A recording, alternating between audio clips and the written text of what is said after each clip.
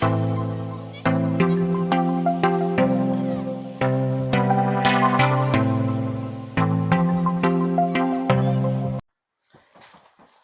to another Tuesday of Crazy Chris's Rants. I'm going to do some more sports here this week.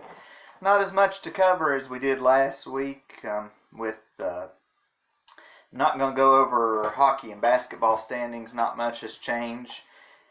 Teams have went up and down in the standings as they play 82 games in basketball and hockey both, and of course baseball will be the same way because they still play the 162 game schedule.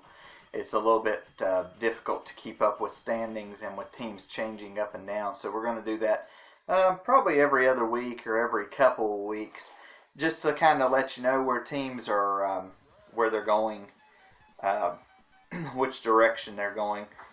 More so, this channel, what we're trying to do is we're just trying to cover main things that may have happened in the world of sports that we may or may not miss. So to keep you up to date, San Francisco Giants have hired the first female assistant coach. Her name is Alyssa, I believe it's Nolan. This, as what I know, is going to be the first coach as an assistant coach at any level or at any position of a coach in any league, because most of the females are not coaches. So we'll see how that works out for San Francisco. Definitely going a different way, and we'll see how that goes. Who knows? I mean, there are some female coaches that have been at the collegiate level that have been coaches for basketball, softball, and other sports, and have an outstanding legacy. Pat Summerall comes to mind with one of them over at Tennessee, the University of Tennessee. Built a very good program there for a long time, and did really well there.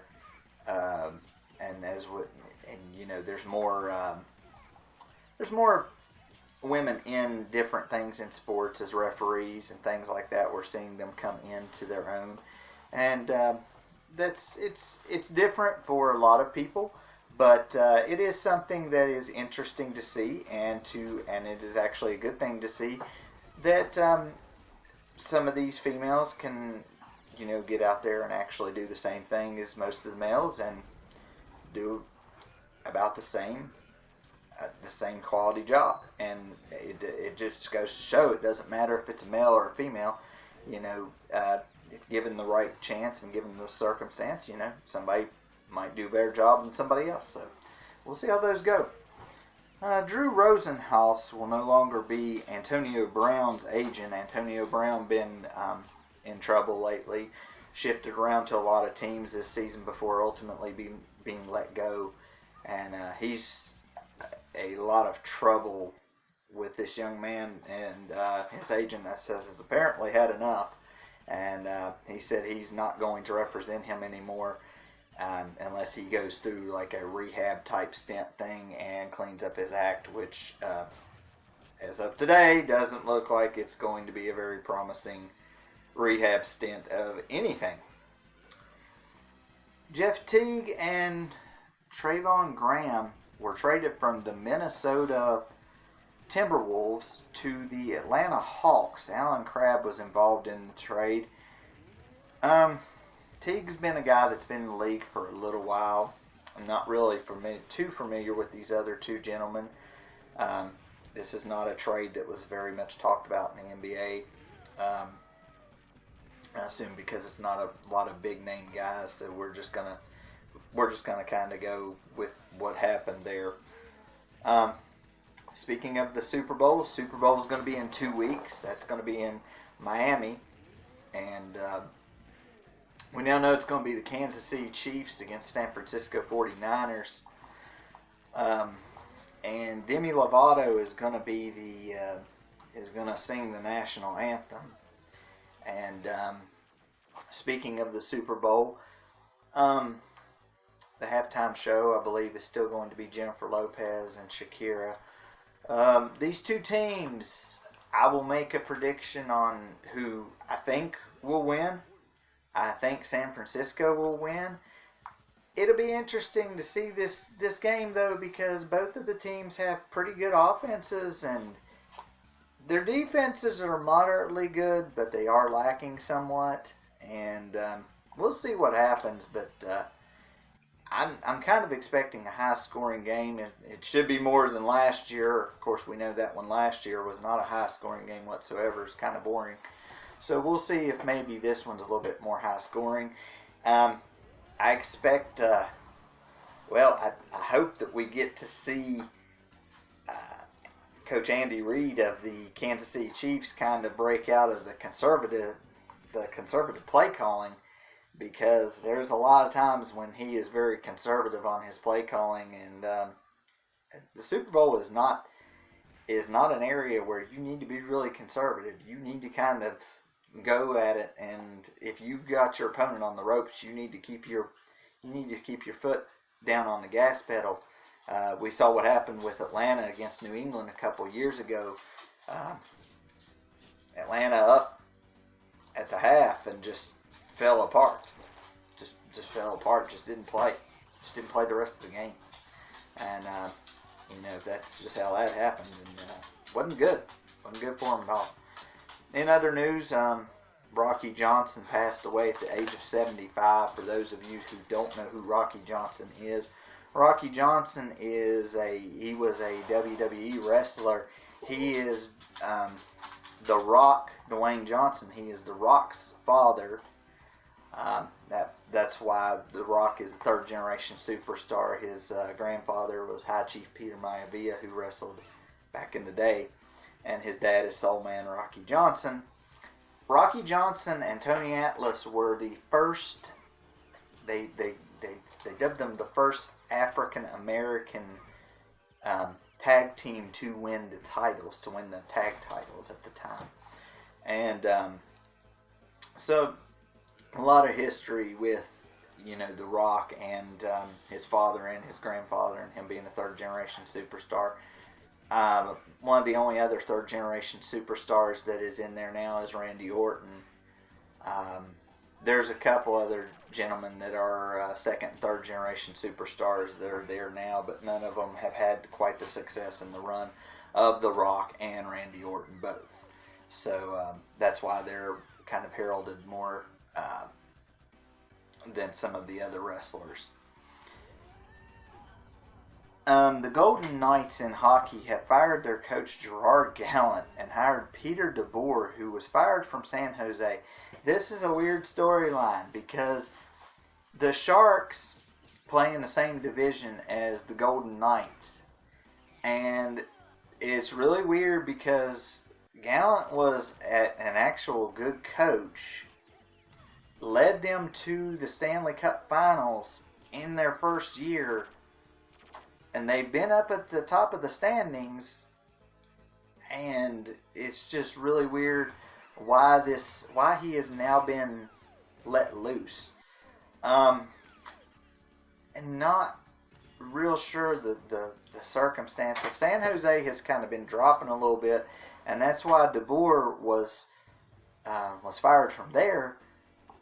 And I understand you want to bring in an established coach off of a team, but I don't really understand the hiring process behind DeBoer going to Las Vegas for Gallant's position.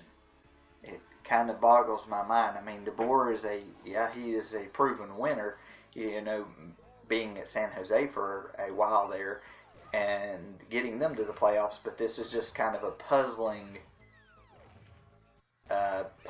two coaches fired and one coach hired at a place where winning was already a thing to begin with.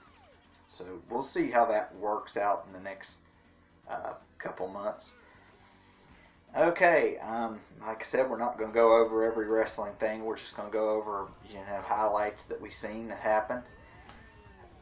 Wednesday night at AEW, Hangman Page and Kenny Omega won a tag team match, and they are now the number one contenders for the tag titles. Not much else happened on the show. They are just building up to their next pay-per-view, and as soon as I get the date and everything for that, I'll let you know. Trying to get into this organization, trying to figure out what they do and everything else. A little bit different, but they are growing, and they will get better as they go along. In NXT, Bianca Belair won a number one contender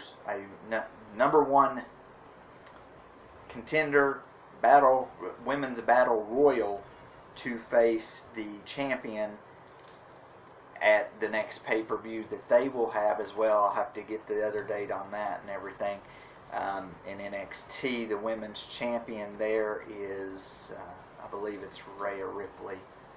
And so Bianca Belair has been in NXT for quite some time. They're trying to kind of, I guess, move her around to a main event status. It'd be nice to see. She does exceptionally well as a heel. I think they try to kind of cross her between a heel and a face. They really need to stick her with heel. That's where she does her best work.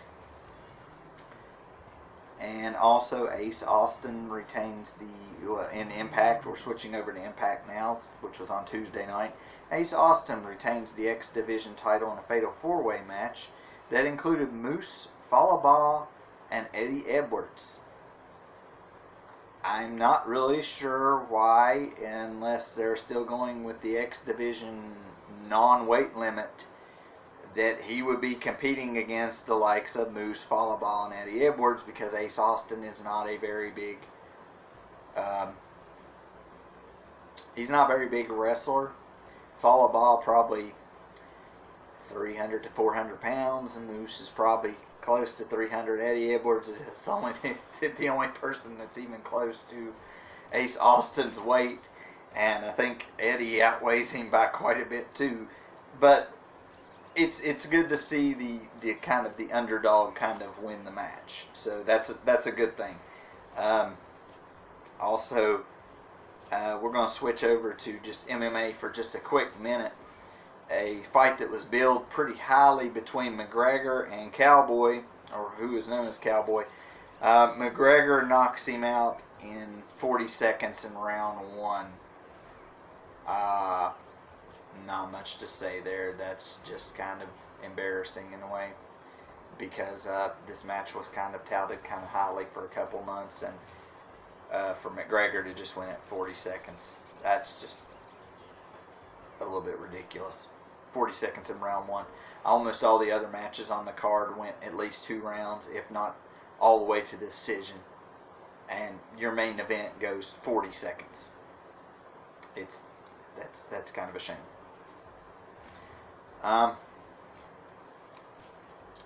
SmackDown on Friday night, Kane shows up at the beginning of the show talking about entering the Royal Rumble, and he baits Bray Wyatt to the ring, and the lights go off.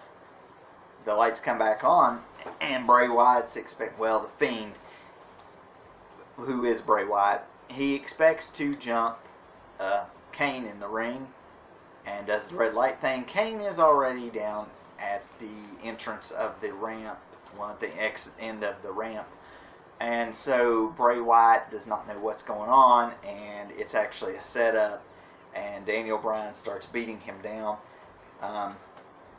The Fiend goes back through a hole in the ring, but before he is able to get away, Daniel Bryan comes away with what looks like a lock of his hair. I believe that's what it is his hair. And holding it proudly up.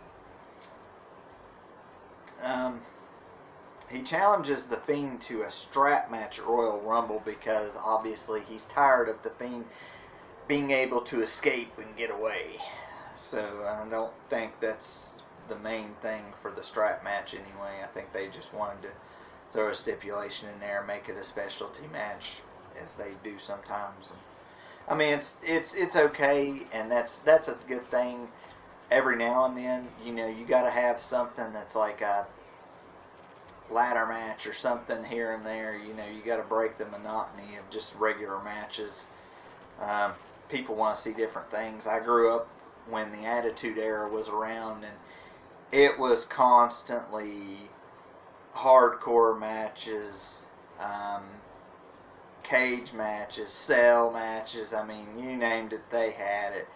Tables matches, ladder matches. I think I've done said that anyway, but TLC matches, which is tables, ladders, and chairs. They had all kinds of different stuff going on. And, we just got used to seeing that. But it kept the show fresh and interesting every so often. Going on. Lacey Evans pins Bayley, and she will be able to challenge for the title at the Rumble. This will be one of Lacey's, I think it's her second opportunity at a championship match, but this time she is the face, Bayley is the heel. We'll see how they play that out. Also, Lacey has drawn the attention of Sasha Banks lately. We'll see if that has anything to play in the title match. Hopefully, it is just a one-on-one match, and we get a pretty good, decent match out of it. Roman Reigns wins a table match against Robert Roode, and as such, he was able to pick the stipulation against Baron Corbin in their match that they're going to have at Royal Rumble, which basically the storyline for me has gotten stale and has gotten boring, but the stipulation he picks is a Falls Count Anywhere match at the Rumble. And the Rumble, I think, is, I believe it's this next Sunday. Pro Bowl is also this next Sunday for those of you that will be watching it. I will probably not watch it. It's become more of a celebrity pick your team type deal, and it's become a joke. My thought process is what they need to do is hockey, basketball, and football need to have their all-star games during the season, and they need to make it mean something. Baseball has now done that, where the winner of the all-star game gets home field advantage in the World Series. These other leagues need to do it, because basketball, some of the slam dunk competitors are not wanting to compete and are not wanting to play in the All-Star game because they fear that they'll get hurt. So obviously the All-Star game doesn't get watched a whole lot because nobody wants to see just some of the stars. They want to see them all. Same thing with hockey. Ovechkin has been the captain of the Metro for the past 2 years. He's taken both. He's taken last year, and he's going to take this year off, and he says it's to rest up. They'll suspend him for one game. I think the suspension should be heavier. These people, the fans, they voted you in, and you need to play at the All-Star game. You need to be at the All-Star game. You might get injured. Yeah, you might not. And here's the thing. The Penguins had Malkin injured for the beginning of the season for a long time. He came back. Crosby got injured. Crosby was out for a long time. He came back. They're second in the division. You're second in the division with a bunch of injuries, and you're second in your own division, and there's only 2 or 3 teams that have more points in the standings than you do. So now, where's your excuse if you don't play at the All-Star game for somebody like Ovechkin or somebody like that? There's no excuse. They're only 4 to 6 points ahead of the Pittsburgh Penguins at the moment. What does he think he's going to do? So it kind of burns me up a little bit. And then in football, the people that you vote in, they're going to be in the Super Bowl, they're not going to play the Pro Bowl game. They're really not. They're just not going to do it. And I know the season's not that long, but at the same point, you've got to do something about this. You really have to, because hardly anybody watches these things anymore. They moved it from the end of the season. They used to have it at the end of the season. They moved it to the week before the Super Bowl. That still is not going to help. They moved it away from Hawaii every time. It still doesn't help. Um, you just got to do something with it. I don't really know what the solution is, but there's got to be something else done. On Raw, there was a ladder match between U.S. champion Andrade, and he retains against Rey Mysterio. There's a really bad spot on this. Rey climbs the ladder, gets interfered with by Zelina Vega, who climbs up and is helping Andrade, and Andrade ends up DDTing Rey on a ladder, and the ladder breaks in half, and it's from a good distance in the air, and it looks really bad. Rey got back up from it, but it looked really bad. And then they tried to DDT him on the outside on the exposed concrete, and Humberto Carrillo comes down and makes the save. But that spot with Rey with the DDT, it just didn't look good. I mean, I'm sure he's fine, but it just didn't look good. It looked pretty bad. It looked really rough. Rollins and Murphy win the tag titles over the Viking Raiders. I'm not sure where we're going with the storylines here. At the beginning of the night, the Viking Raiders came out to help Samoa Joe and Kevin Owens because Rollins was the first person out with the Authors of Pain and talking about what happened last week and trash talking and all 8 men get into a brawl once Buddy Murphy comes out. So we'll see how all that plays out. But for now, Murphy and Rollins win the tag titles with actually no help from the Authors of Pain, which was kind of a surprise that the heel team won the titles. So we'll see how it keeps going. And also from last week, I wanted to point out something on Tuesday on Impact Wrestling in case I didn't go over it. Impact Wrestling has the first women's heavyweight champion that I'm aware of in any wrestling. Tessa Blanchard has won their World Heavyweight Championship belt, the big belt, and to my knowledge, this is the first woman that has ever held that belt. I mean, Chyna, back in the Attitude Era, had like an Intercontinental title run, things like that. But I think this is the first ever women's wrestling champion that it is not a women's title. So, there's two things that Impact can do with this. Number one, and this would be highly advised against, do not have her drop the belt immediately, because then everybody thinks that you just put it on her just because you would have the distinction of being the first company to do that. That would not look good. The second one is let her keep the title for a while before dropping it. And make it maybe like a specialty match, maybe like a fatal 4-way or something like that whenever you have her drop it. That way, she's not the one that has to be pinned or made to submit or anything like that to lose the title. That way she still looks like she's strong and she's still a good wrestler like she is. And you don't have to really sacrifice anything on that one. She is also a third generation superstar that is in Impact Wrestling. Another one of those as well. So there's that on there. Video game wise, not really much to talk about on the video game front. We got some different games that we're probably not going to be streaming them right now, but we'll probably stream them a little bit at some point. Me and Jim are playing a new game called Styx. It's a goblin and it's kind of a thief type game, kind of a stealth game. Um, it has its problems. It's an okay game, but it does have its problems. It is 2 player. The second player though has the issue of you get hit one time and you die, and then you have to wait 10 seconds to respawn. So you can't fight the enemies. So the main person has to fight the enemies.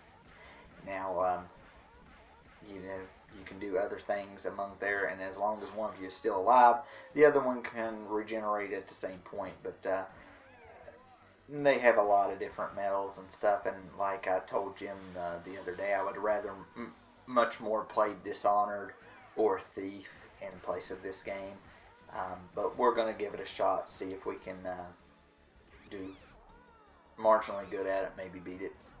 I'm going to be working on some other games myself. I hope to finish quite a few and get started on maybe some of the Final Fantasy ones that I have for not only the Xbox, but now with the emulator I have almost all of the Final Fantasy games. I would like to stream them, but most of them take quite a bit of time, and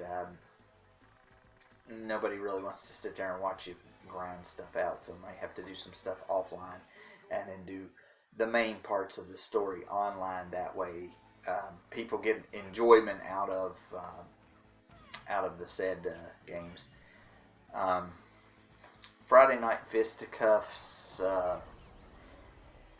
Last week I did Teenage Mutant Ninja Turtles 2 with another stream of The Simpsons, both arcade. I think I'm going to do Turtles in Time, which is the 4th Teenage Mutant Ninja Turtles game that hit consoles. I believe I'm going to do that one on the arcade as well. There will probably be another stream of another game if I can find one between then, so just kind of stay tuned for that to see what another game might be with that one.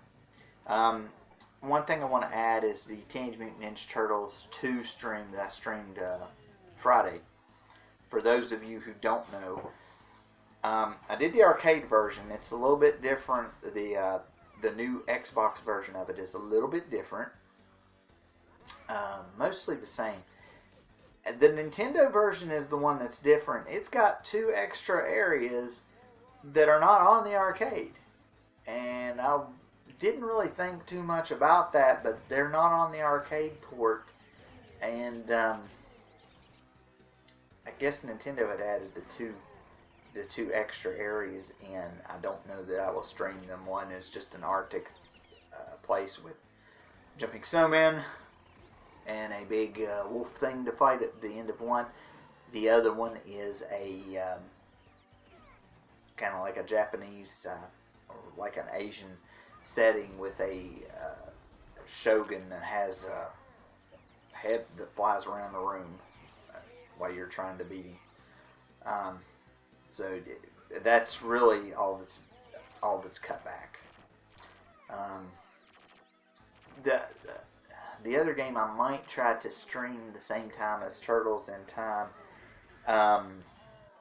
was I had another game in mind and I lost it. So if I can remember it here in the next couple minutes, I'll let you guys know. But I did have another game in mind. But there are so many different ones that I'm just always looking, trying stuff out. Like I said, if you guys have any ideas or any thoughts on what you would like to see, let me know. I'll see if I have it. If I don't have it, I'll see if I've got anything that's related close to it, if I can stream that. And just kind of let us know, what you'd like to kind of see on there. And we'll see if we can get that on there for you. And we'll see if we can get it done for you, actually, too, because there's a couple of games that Jim wants me to do right now, being Blaster Master and Teenage Mutant Ninja Turtles 1. And I get pretty far through them, but I don't know that I can actually finish them. I've been trying to finish them, and a little bit tougher toward the end than what I'm used to. So But that will be all for this week. Join us next Tuesday. As always, hit like if you like the video or if you're just passing by. Helps us know kind of where we're at, what we're doing. Like I said, if you have any comments or suggestions or ideas, leave those in the comment section. Jim's going to start uploading kind of some of the streams that we do with these. Make it a little bit more interesting, I think. The playthroughs are mostly mine or his. He's going to try to sync them up with these videos. That way, while you're listening to me talk and rant, jabber on, you can watch playthrough. I am going to say one other thing that kind of I didn't write down, but I kind of wanted to touch on, because it was kind of brought to my attention that, and some of you WVU fans, again, not going to like me very well, they lost in basketball the other night to an unranked K-State team. And a lot of people say, well, it's because of like the pedigree of Duke and Kentucky and Kansas and all these other teams. You know, they're so well known that when they take a loss, they don't go down that far. No, when Duke or somebody like that, or North Carolina or somebody like that takes a loss, they go down in the standings, and they don't go down as far as WVU. They go down because they lose to a team that's either ranked or a team that has some quality wins, and the whole thing has kind of projected that in there. So that's why they only go down a few spots. When you lose to an unranked K-State team that has not hardly beaten anybody, there's a problem. Because a lot of teams in the Big 12 are not ranked right at the moment. When your schedule is full of that, full of unranked teams, you're going to head down when you lose. It's going to happen. I hate to say it, but it's the fact. It's how it goes. I've seen teams, you know, I'm not 100% with them agreeing that Gonzaga should be the number one seed, but I haven't seen who Gonzaga's playing at the time. I don't know who they've been playing. So, I mean, if they're playing top tier teams, yeah, you can take a loss here and there, and you'll be fine. But if you're playing lower ranked teams and you start losing those games, you got a problem. You got a problem, and you're gonna sink. You're gonna sink like a stone in the water.